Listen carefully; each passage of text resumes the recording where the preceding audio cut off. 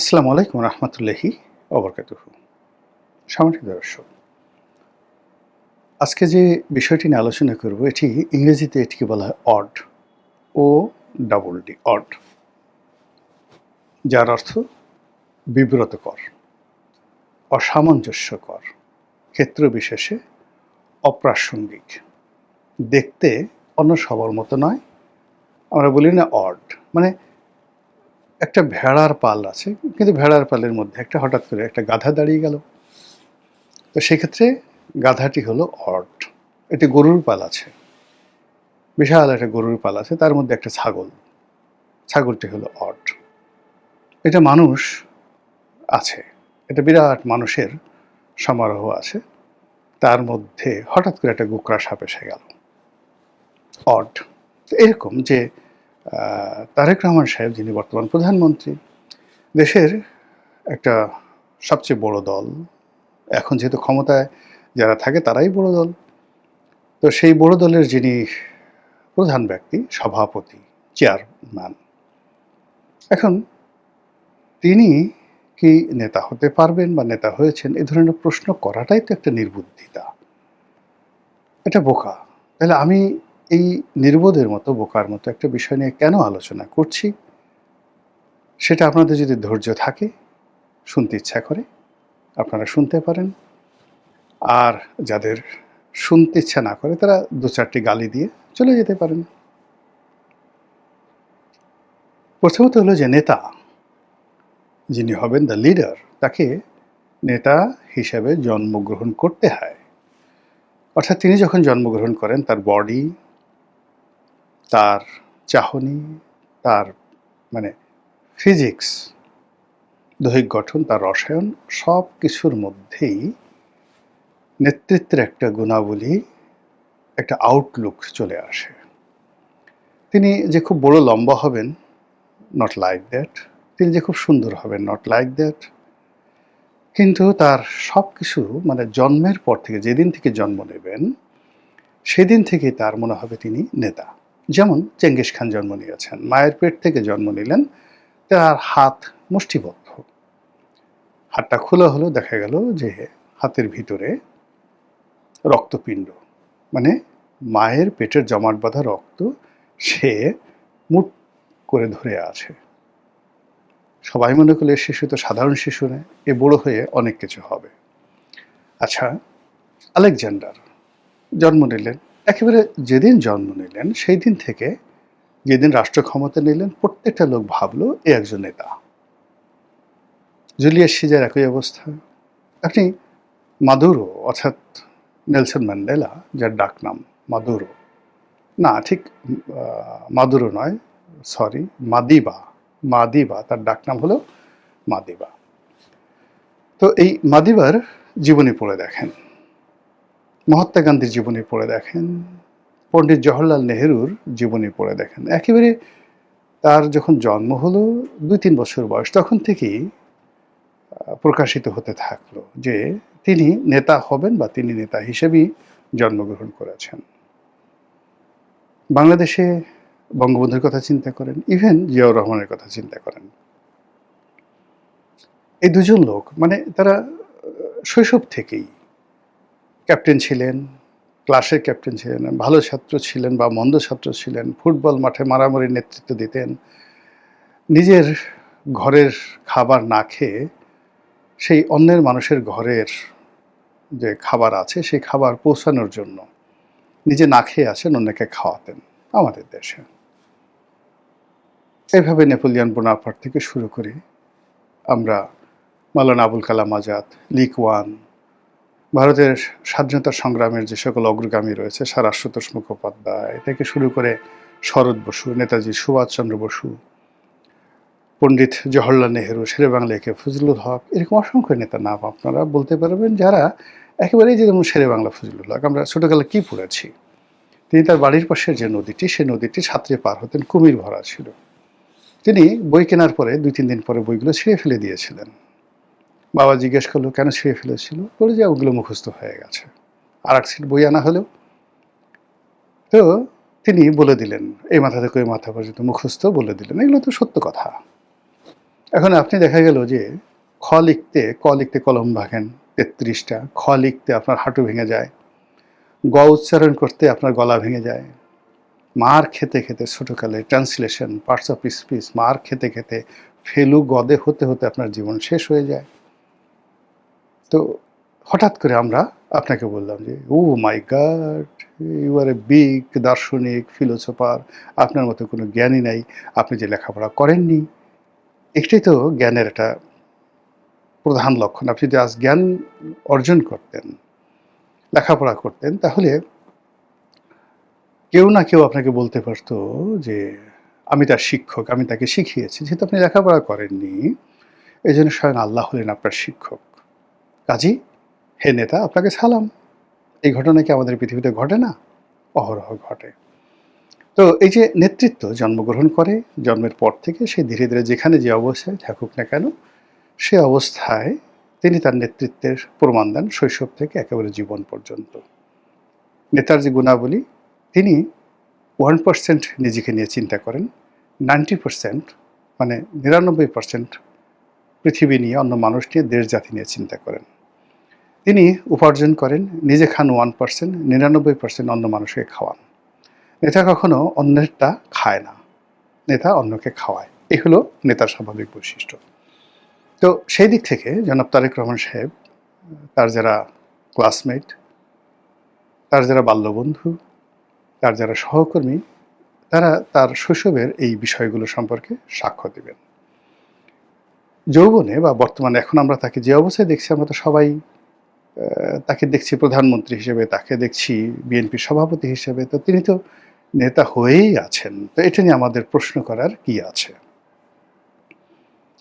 এটা নিয়ে প্রশ্ন করছি এই কারণে যে এই শতাব্দীর সবচেয়ে সেরা, সবচেয়ে উল্লেখযোগ্য এবং সারা দুনিয়ার কাছে গ্রহণযোগ্য যে ব্যক্তি, as a leader, as a philosopher, as a statesman এবং as a iconic founder of a nation, তিনি হলেন সিঙ্গাপুরের, আধুনিক সিঙ্গাপুরের জনক, প্রতিষ্ঠাতা জনাব লি কুয়ান।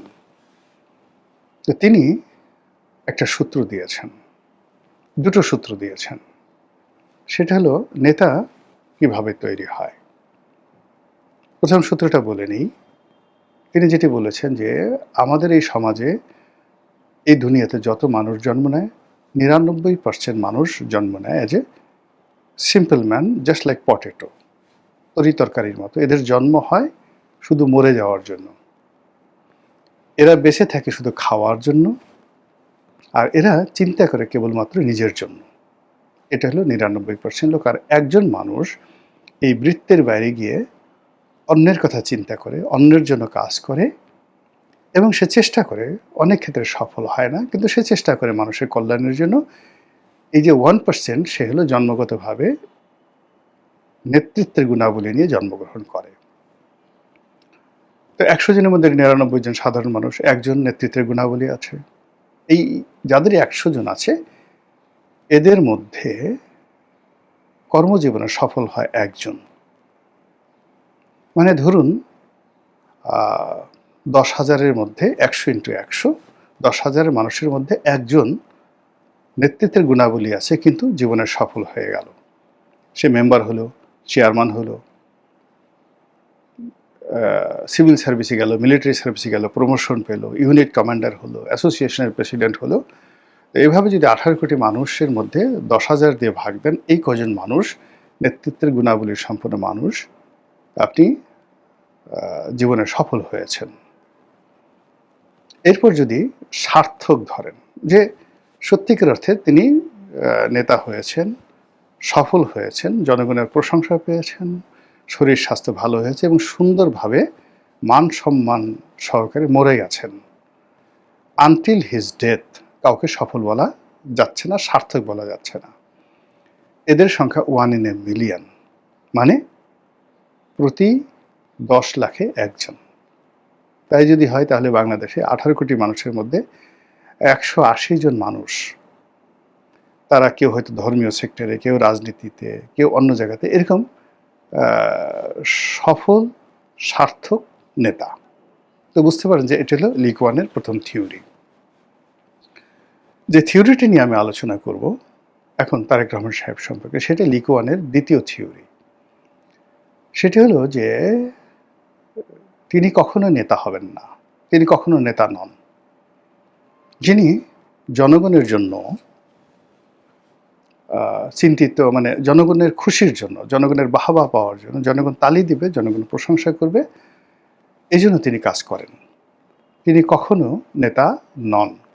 ইন্টারনেটে দেখতে পারেন, এটা উনি বলেছেন। দ্বিতীয়ত হলো যে জনগণ নেতাকে মোটিভেট করে, জনগণ নেতাকে বাধ্য করে, এবং জনগণের যে চাহিদা, হুকুম, তাদের প্রেশার, তাদের মব ইত্যাদি কারণে যখন নেতা তার সিদ্ধান্ত পরিবর্তন করে বা নেতা তার সিদ্ধান্ত গ্রহণ করে, সেই নেতা কখনো জীবনে সফল হতে পারে না। সার্থক তো দূরের কথা, কখনই সফল হতে পারে না। নেতা হলেন তিনি যিনি এমন সিদ্ধান্ত নেবেন যেটা মানুষের মনোমস্তিষ্কে ঢুকবে না। প্রত্যেকটা মানুষ সারপ্রাইজ হয়ে যাবে, অবাক হয়ে যাবে যে এটা কি করে সম্ভব, এটা হবেই না, এটা ইম্পসিবল।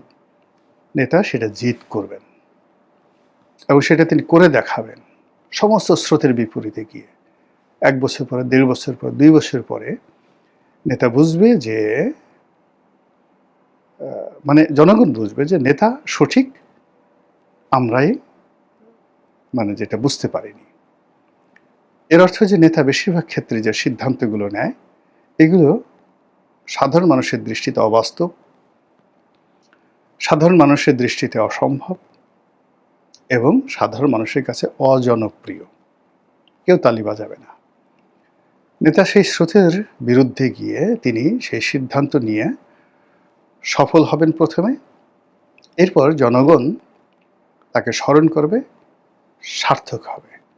আজ যদি আপনি লিকুয়ানের কথা চিন্তা করেন, আজ যদি আপনি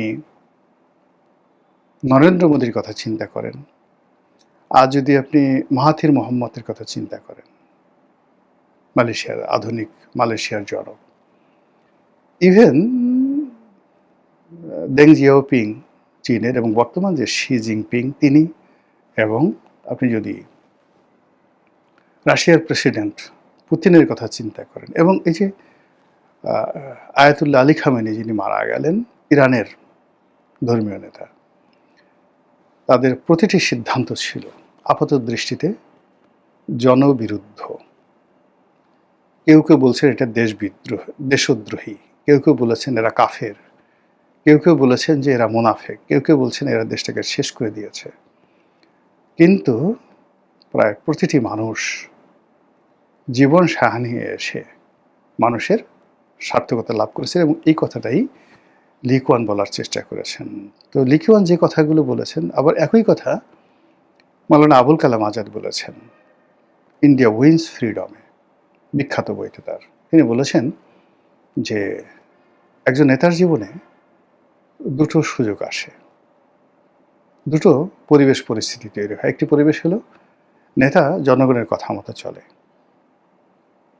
আর জনগণের কথার মতো যখন নেতা চলে তখন সেই রাষ্ট্রে, সেই রাজ্যে কখনো উন্নয়ন হয় না এবং কল্যাণ আসে না। আরেকটি ব্যাপার হলো নেতা জনগণকে বাধ্য করে তার হুকুম মানতে। এই যে সিদ্ধান্ত নিতে যে নেতা সফল হন, তিনি সার্থকতা লাভ করেন। আবার লিকুয়ানে ফিরে আসি, বক্তব্য দীর্ঘায়িত করব না। লিকুয়ান বলেছেন যে কোনো অবস্থাতে, যে কোনো পর্যায়ে যদি জনগণের ট্রলের শিকার হন নেতাকে নিয়ে যদি মানুষ ঠাট্টা করে, মস্কারা করে, তুচ্ছ তাচ্ছিল্য করে এবং মনে করে যে নেতা তার চেয়ে কম বুঝে, নেতা তার চেয়ে কম শিক্ষিত, নেতা তার চেয়ে দুর্বল, নেতাকে নিয়ে মকারি, ইংরেজিতে উনি শব্দটা ব্যবহার করেছেন যে নেতাকে নিয়ে যারা মকারি করে, মক করে, ঠাট্টা মস্কারা করে, এই নেতা জীবনে কখনো সফল হতে পারে না। কখনো তার ঘরের ভেতরে, কিচেন ক্যাবিনেটে, রাষ্ট্র পরিচালনায় তার কমান্ড প্রতিষ্ঠিত হয় না। সে কখনো কোথাও কমান্ড প্রতিষ্ঠিত করতে পারে না, লিকুয়ানের বক্তব্য। তো এই বিষয়গুলো জাস্ট আমি ইতিহাস থেকে পরিবেশ থেকে, পরিস্থিতি থেকে আপনাদের কাছে উপস্থাপন করলাম। এখন আপনারাই সিদ্ধান্ত নেন। বর্তমান প্রধানমন্ত্রী জনাব তারেক রহমান সাহেব, তার মধ্যে নেতৃত্বের যে গুণাবলীগুলো কোন পর্যায়ে আছে, তিনি কতটা সফল হবেন বা তিনি কতটা সফলতার সঙ্গে দেশ চালাচ্ছেন, আগামী দিনে আমাদের এই দেশ জাতি তার নেতৃত্বে কোন মাকামে গিয়ে বা কোন গন্তব্য গিয়ে পৌঁছবে, আশা করি আপনারা বুঝতে পেরেছেন। আসসালামু আলাইকুম ওয়া রাহমাতুল্লাহি ওয়া বারাকাতুহু।